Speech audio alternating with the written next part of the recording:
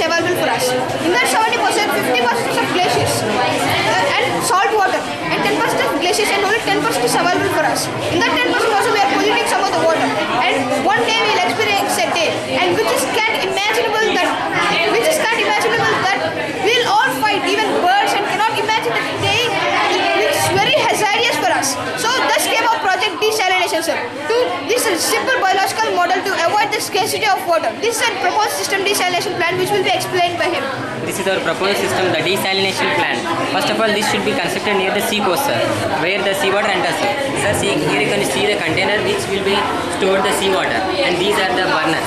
So here solar panels are arranged, sir, which they will derive energy from the sun and they can utilize for heating purpose. So when we heat this seawater at 100 degrees centigrade, all the salts will be remained inside and only water vapor will be come outside.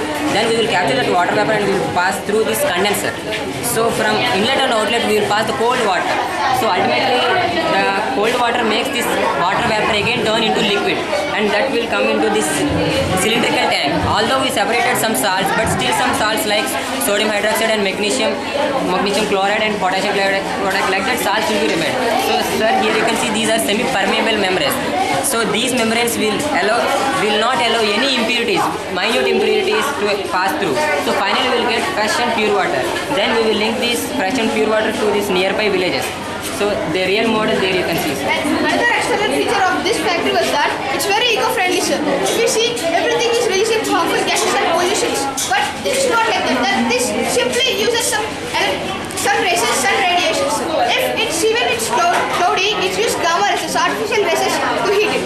And this is one of the major factors in this factory. It contains the particle size 0.0001 microspace in semi-permeable membranes. It involves only slippery particles so that all will be stopped. This is a live example of our experiment. Real model. In this we had first we had the seawater which contains salt, and when we heat this, when the water reaches 100 degrees Celsius, automatically the water turns into the vapor. When it turns into the vapor is to be transferred to this condenser. This is known as condenser. Condenser consists of two parts, the inner tube and the outer tube. The condenser also has two parts, that is inlet and outlet. From the inlet we will allow the cool water to run around, and it will